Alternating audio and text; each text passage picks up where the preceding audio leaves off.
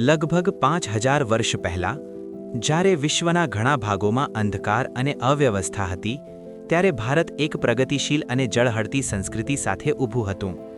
ઈસવીસન પૂર્વે 3000 થી 1500 દરમિયાન સિંધુ ખીણ વિસ્તારમાં હડપ્પા સભ્યતાનો વિકાસ થયો હતો. આ સભ્યતાના સર્જકો દ્રમિડ લોકો હતા, જે અત્યંત શિસ્તબદ્ધ, સુવ્યવસ્થિત અને આયોજનબદ્ધ જીવન જીવતા હતા. તેઓ ખેતી અને પશુપાલન કરતા હતા. એક શૃંગી પ્રાણી અને કૂંધવાળો બળદ તેમના માટે ધાર્મિક રીતે પૂજ્ય માનવામાં આવતા હતા. તેમના ધર્મમાં પ્રકૃતિ અને શક્તિની ઉપાસના કરવામાં આવતી હતી. પશુપતિ શિવને આ ધાર્મિક માન્યતાઓના કેન્દ્ર તરીકે માનવામાં આવતો હતો.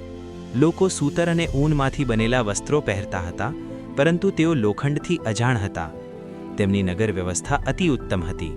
રસ્તાઓ કાટખૂણે બનાવવામાં આવ્યા હતા, જે આજના ગ્રીડ સિટી આયોજન જેવું હતું. આ આયોજન 5000 વર્ષ પહેલાં જ અમલમાં મુકાયું હતું. વર્ષ 1921માં રાવી નદીના કિનારે હડપ્પા સ્થળની શોધ રાય બહાદુર દયારામ સાહાની દ્વારા કરવામાં આવી હતી.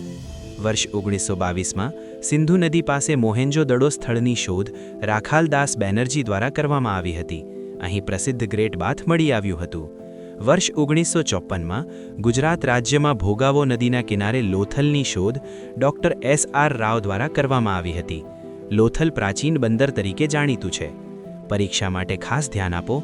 લોથલ અને મોહેન્જો-દડો બંને શબ્દોના અર્થ મૃતકોનો ટેકરો થાય છે. ગુજરાત માટે ગૌરવની વાત છે કે ધોળાવીરા, સુરકોટડા, રંગપુર અને રોજડી જેવા મહત્વપૂર્ણ સ્થળો અહીં આવેલ છે.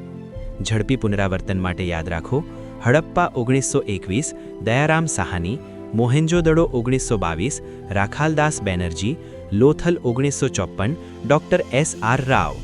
આ 5000 વર્ષ જૂની ભવ્ય અને સુવ્યવસ્થિત સભ્યતા ભારતના ગૌરવ અને સાંસ્કૃતિક સમૃદ્ધિની ચિરંજીવ ગાથા રજૂ કરે છે.